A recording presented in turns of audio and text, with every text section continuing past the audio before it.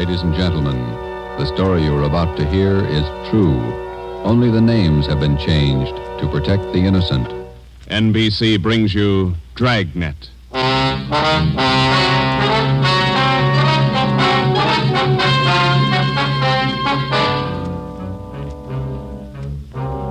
You're a detective sergeant.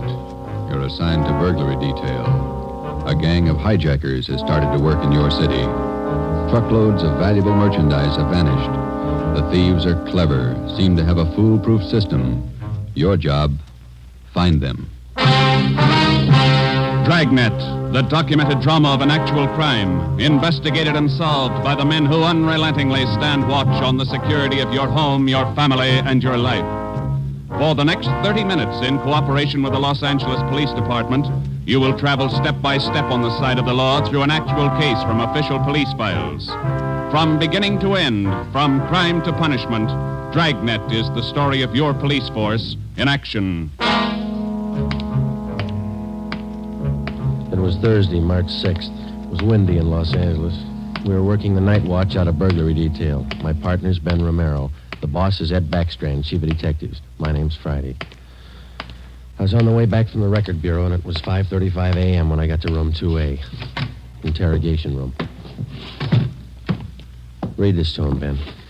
Yeah.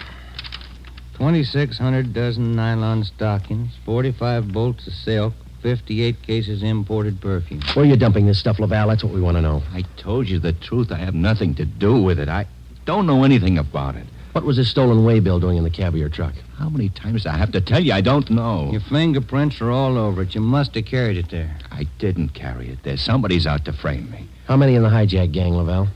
I'm not in a hijack game. I told you I don't know.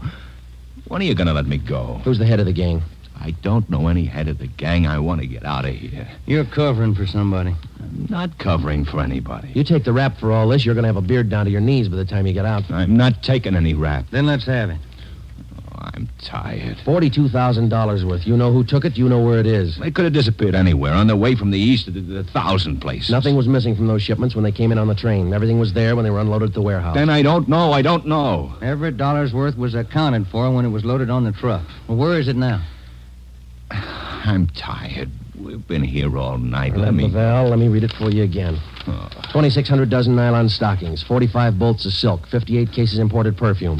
And you're trying to tell us somebody hijacked all that from the trucks without you knowing it? The trucks were loaded at the warehouse. We went out to eat. We came back, got in the trucks, delivered the stuff, and that's all I know. And while you were out eating, the receipts for the load disappeared, too. Is that right, Laval? I don't know where the waybills are. The shipping clerk, that's his job. We talked to him. He says one of you could have taken the waybill. Well, then he's lying. I didn't take him. Then what was this waybill doing in the cab of your truck? I told you, I don't know. Somebody's trying to frame me. Why? I don't know. Somebody, I don't know why. Then you better come up with an answer, mister. Look, I'm tired. We've been here since 6 o'clock last night. We're all tired. Who you covering for? What are you trying to build? Any of that coffee left, Ben? It's cold. That's all right. You want some, Laval? No.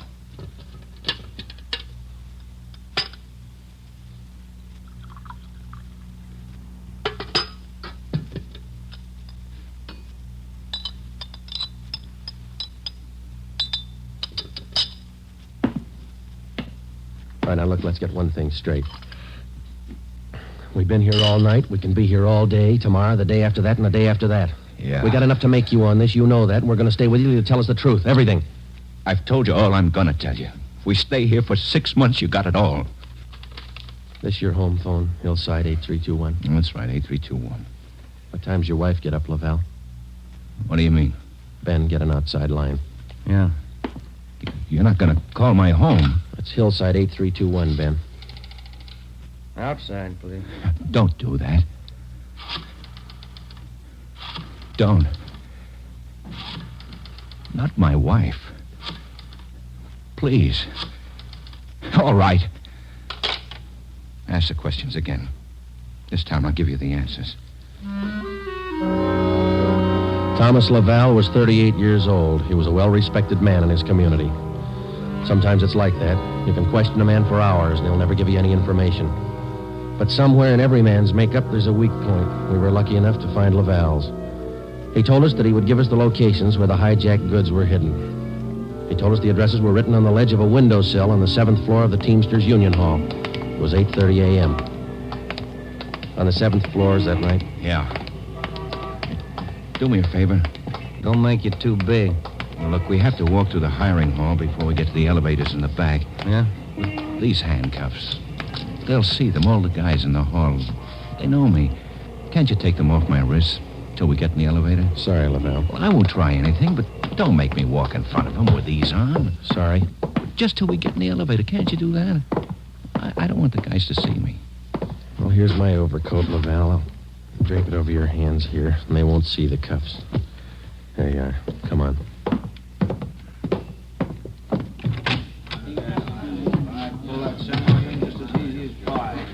Hi, Tom. How are you? Hi. What's new, Tom? Not much. Oh, that was easy.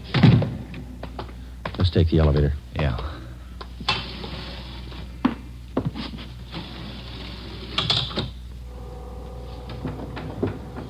Cigarette? No, thanks. You? Yeah, okay. Thanks.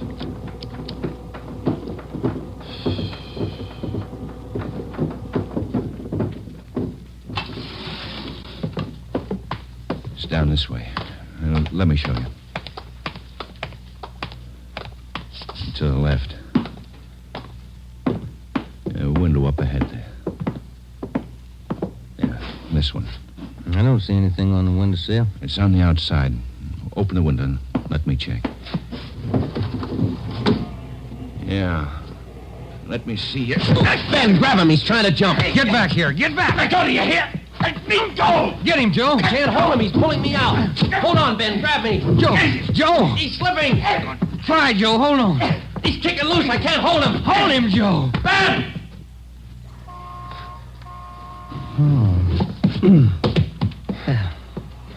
I couldn't hold him.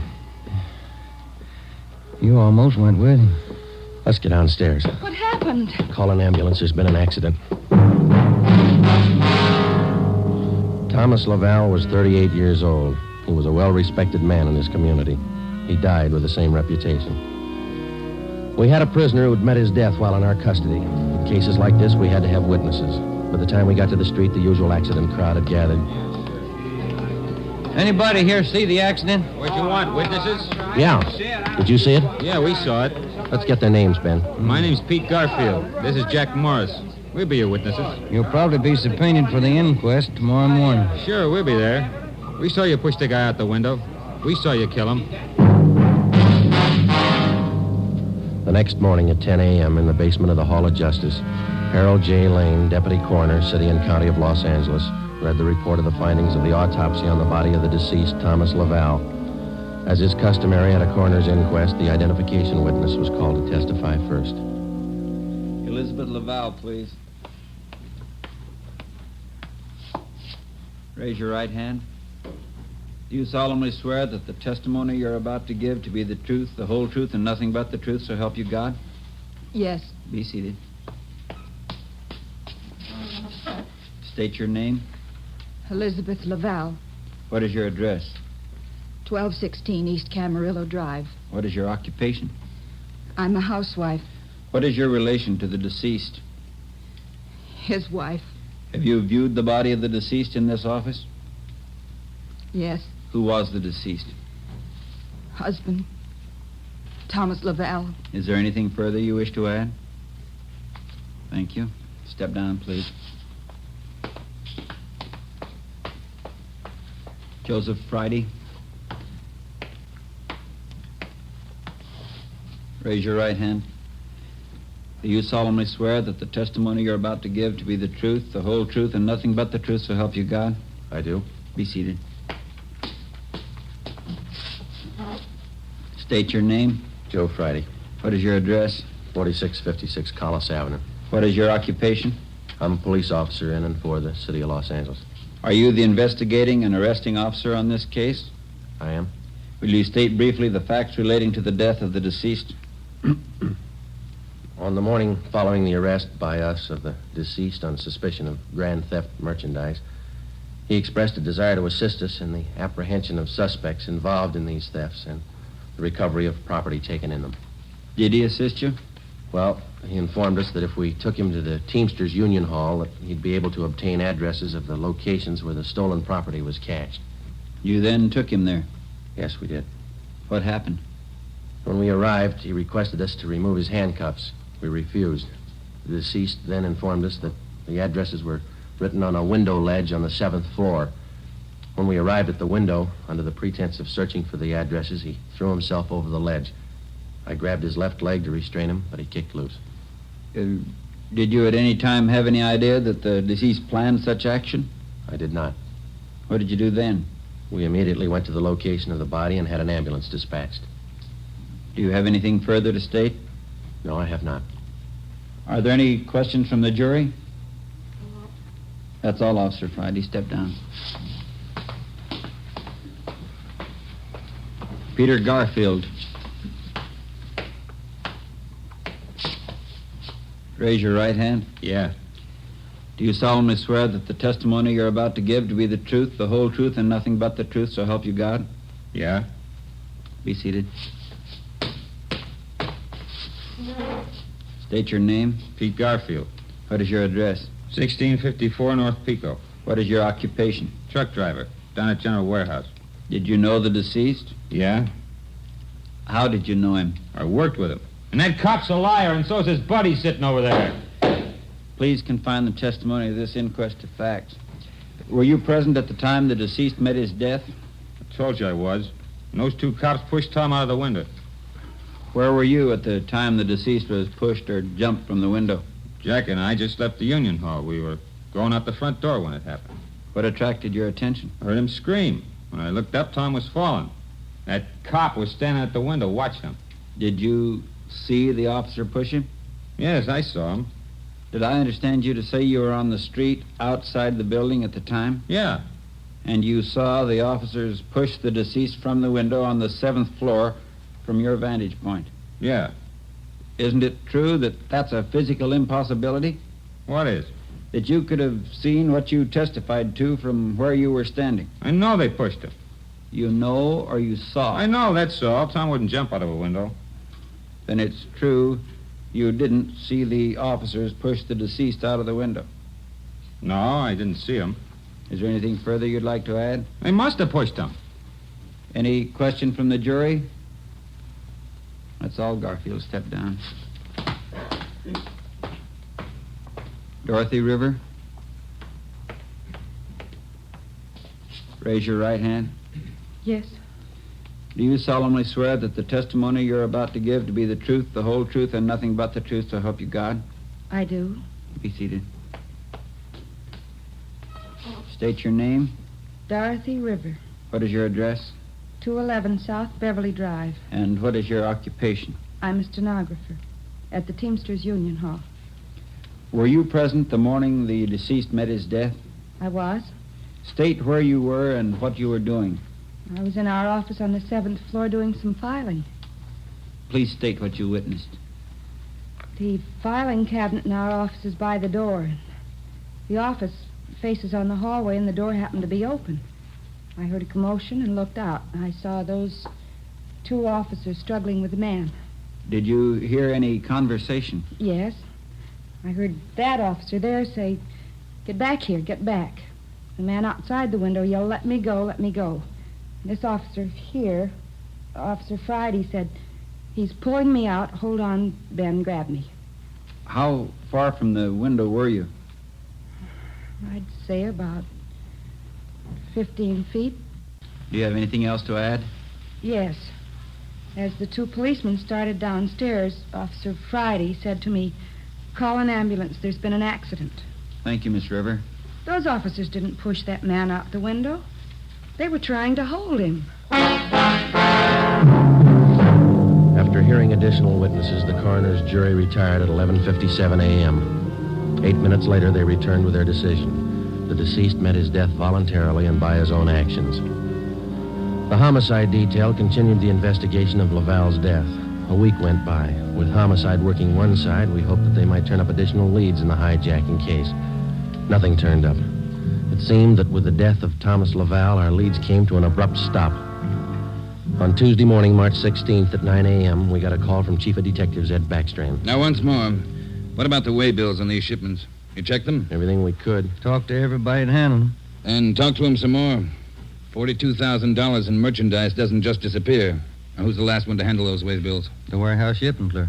The bills were signed and stamped. 2 hours after he filed them in his desk, they disappeared. What about the truck drivers? You checked them out? Talked to all of them. Nothing so far. Nothing was missing from those shipments until they left the warehouse. Is that right? Yeah. And somewhere in between the warehouse and the delivery points, $42,000 worth of goods disappeared. Somebody's got to be hijacking those loads. We know that, but how do we get to it? Maybe they're working alone. Maybe they're working with the truck drivers. It's one of the others. Got to be. We just hadn't lost Laval. Well, you lost him. That doesn't close the case. You got a suggestion? Yeah, I got a suggestion. Crack it.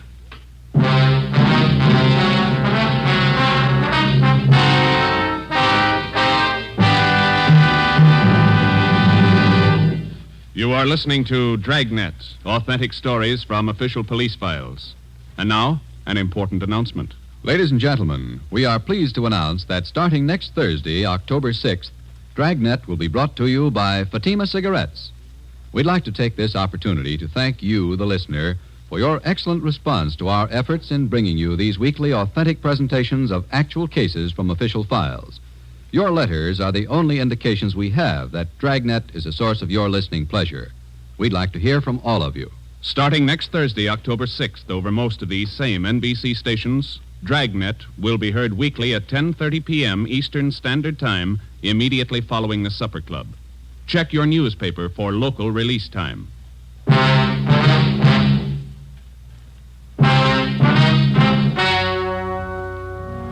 We stayed on the job.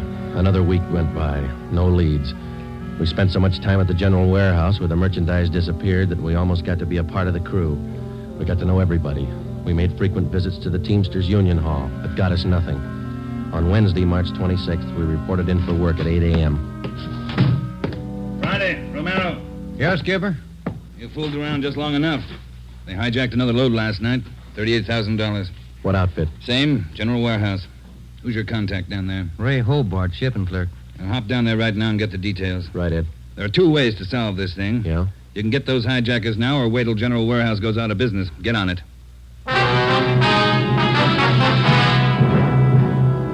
Hobart, who was the shipping clerk on duty last night? I was, working for Siegelmeister. He's out with a cold. And you saw the stuff was loaded on the trucks and you checked the waybill. As usual. Everything as usual. Checked the trucks out at 2 a.m., went back to the office, filed the waybills. You work a pretty heavy schedule, Hobart. You started at 2 a.m. and you're still on duty? It took the last 4 hours of Siggy's shift, at 2 a.m. to 6 a.m.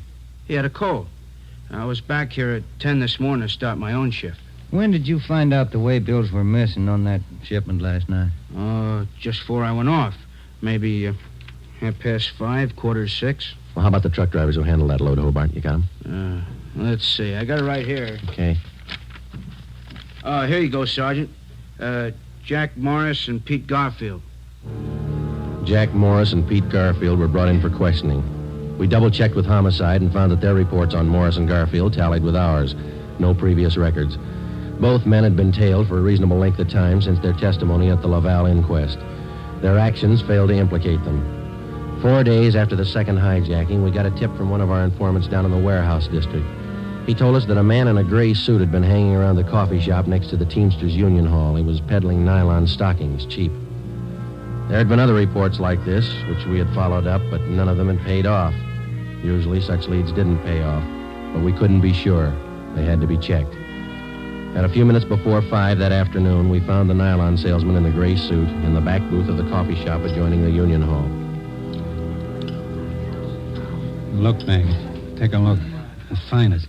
You can't do better. 51-gauge nylon. Look good, huh? Sure do, don't they, Joe? Yeah, they do. We've been looking for you, Mac. Some of the guys in the Union Hall said that you'd be around. Sure, I saw lots of these around the hall. Truck drivers, just like you, buying them like crazy. Good deal. Sure looks like it, man. How many pair can we have? Many as you want. 4 bits a pair, you name it. You got a couple of dozen for us? Couple of dozen? No, not on me, but I can get them. Many as you want. Well, we're kind of in a hurry. Can you get them for us fast? Couple of dozen. Better make it 3 dozen, huh, Joe? Yeah, if you want. 3 dozen. Can you get them now? Couple of hours I can get them. Same quality. Want to meet me here? Oh, I don't know. We wanted him for tonight. My wife's birthday, you know. Well, maybe an hour and a half. How's that? 3 dozen, meet you here. Oh, look, Mac, maybe we're both heading the same direction. Can't we go with you and pick up the nylon? Save time for all of us. No, I don't think so. No. Can't you wait? Hour and a half? How's that? Ever find a better buy? I'm sorry, Mac. I wish we had the time. Well, where do you have to go to pick up these nylons? Oh, way out. Sunset Boulevard near Fairfax. Can't you wait? I'll make it fast. Well, can't we pay you and then go out and pick them up ourselves? Huh? No. Don't work that way. No. Can't you wait here? I'll make it fast. We ought to be home now, Joe. Yeah, I'm sorry, mister. We'll have to skip it.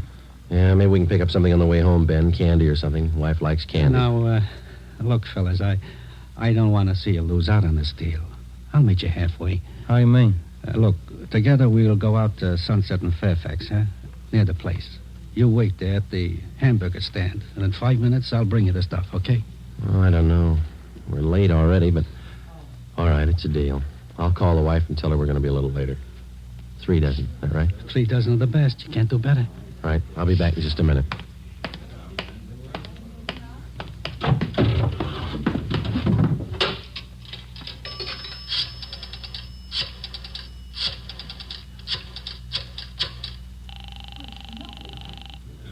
Three. 2523. Chief of Detectives Office, Chandler. Mike, Joe Friday, Backstrand there? Out right now, Joe. Well, then do me a favor, Chandler. Make it fast. Get a couple of men out to Sunset and Fairfax as fast as you can. Tell them to watch for Ben and me. You got that? Yeah, what else? We'll drive up in our car with another man. Ben and I will get out of the car and go in the hamburger stand. The other man will walk off. Whoever you get, tell him to follow that man. You got it? Right. All right. Just tail him. See where he goes, see what he does. Okay, Joe, right away. All set, Joe? She got dinner ready? Yeah, just about. We better hustle. Sure. Best deal in the world. Let's go. At 5 minutes to 6, we pulled up at the corner of Sunset Boulevard and Fairfax. It was almost dark. Ben and I got out of the car and started over for the hamburger stand on the corner. We caught a glimpse of Barcy and Kaplan in one of our detective cars parked in a gas station on the opposite corner. They had their eyes on our man. When the traffic signals changed, the man crossed the street and headed down Fairfax. Barcy and Kaplan waited a minute, and then they took off after him. He turned at the next corner and disappeared from sight. Ben and I ordered a cup of coffee, and we sat down to wait. At 6:30, we were still waiting. At 5 minutes to 7, I went across the street to the drugstore and called the office. Barcy and Kaplan hadn't been heard from. Their car, 105K, was not acknowledging calls. I had my call switched from communications to Backstrand's office. Well, they lost him Friday. I don't know how they lost him, but they lost him. Well, who's out there now? Sullivan and Whitney took a detail out there. They're combing the neighborhood right now. Well, how did it happen? A man just doesn't disappear into thin air. That's what I keep telling you about that stuff that's been hijacked. The search for the nylon salesman went on all that night and most of the next day. From his description, we ran a make on him. No previous record.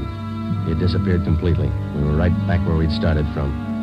The only thing we could do was to start backtracking, re-questioning the people at General Warehouse, the truck drivers, the shipping clerks. We kept a close check on Garfield and Morris, and we went back to the only possible lead still remaining, Mrs. Laval. She could tell us nothing more than we already knew. When we left her, we started on the neighbors for the second time around. For the rest of the day, we canvassed the immediate neighborhood. We got as many opinions of the Lavals as they had neighbors. At 3:30 that afternoon, we visited with Miss Gertrude Langster, a 50-year-old maiden lady who lived almost directly across the street from the Laval house. She'd been out of town the first time we covered the neighborhood. The old saying goes, Sergeant, there's no fool like an old fool. Oh, say, if I told you the chances I had when I was a girl. Yeah, but we just... not truck drivers like that. Laval man, God rest his soul. But fine, wealthy men, bankers, lawyers. Templeton Grant, you remember him? No, ma'am. I was engaged to him once. Butterfly waist, that's what he used to call me. Well, I was slim in those days. Would you like to see some pictures of me as a girl? No, thank you, ma'am. We'd just like to ask you a few questions, that's all. Could you tell us if the Lavals had many visitors to their house in the past 6 months or so? Oh, my, no. Funniest thing, I am the nosy type, Sergeant. I like to know everything that goes on around my neighborhood, and you can take my word for it, the Lavals never had visitors. You know, Sergeant Friday, you remind me of a young man I used to be engaged to just a few years ago. Yes, Miss Langston. Now, would you tell us, please? Did you have any reason to think that there was something little out of the ordinary about the Laval? Oh, little out of the ordinary, he says, but my dear man, yes. Here he was, a truck driver, and there she was with a home furnished like the Astors. Why, I even used to see him cart some of the things home in that car, his beautiful things, rugs and glassware, bolts of fabric. Oh, gorgeous. And he'd bring these things home after work. Is that it, Miss Langston? Anytime, day or night, weekends, anytime. Mm-hmm. After 4, Joe, we better call office. Yeah. Now, are you sure of all that you've told us, Miss Langster? Sure. Oh, my dear man, of course I'm sure. I watched him week after week. Well, thank you. Won't you stay for a cup of tea? I'll have Josephine fix it. Josephine? No, thank you, ma'am. Well, then, perhaps a glass of sherry? Thank you, no. But there is something. Yes? I wonder if we could use your phone, please. Oh, yes. In the hall, next to the umbrella stand. Thank you, ma'am.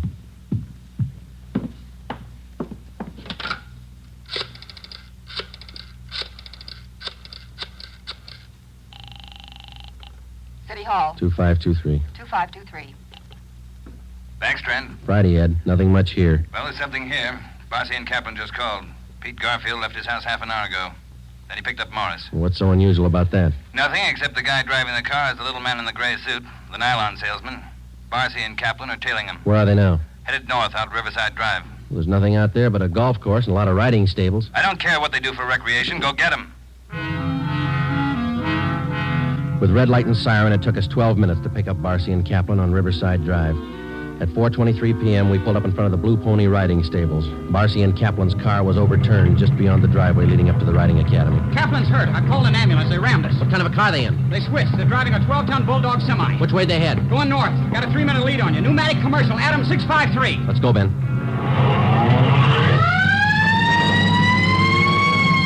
Can you see him, Joe? No, not yet. Watch that crossing. Up ahead, Joe. That's a semi. Can you read it? Wait a minute. Adam 653. That's them. Took a right on Lancashire. Don't lose them. They're pushing that semi too hard. Look at that trailer sway. They'll have to stay on Lancashire. They're going too fast to turn now. Traffic's closing in up ahead of them. They better not turn. That's what they're doing. Look at that trailer whip. They're going over. Into that storefront.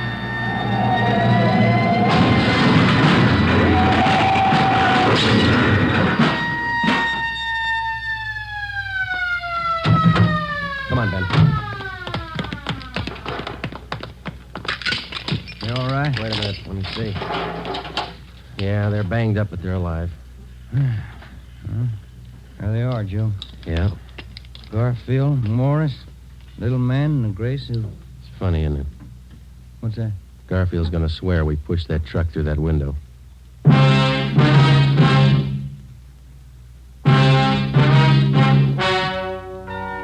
The story you have just heard is true. Only the names were changed to protect the innocent. Peter Garfield, Jack Morris, and John Dolfo, the stocking salesman, were hospitalized and later brought to trial. They were convicted on charges of grand theft and received sentences as prescribed by law. They are now serving their terms in the state penitentiary. You have just heard the 18th in a new series of authentic cases from official files. Technical advice for Dragnet comes from the Office of Acting Chief of Police W.A. Wharton, Los Angeles Police Department. Tonight's program is dedicated to motorcycle officer Elmer Forsman of the Fresno, California Police Department, who on the afternoon of October 6, 1946, gave his life so that yours might be more secure. Remember, starting next Thursday night, October 6th, Fatima Cigarettes invite you to listen to Dragnet immediately following the Supper Club.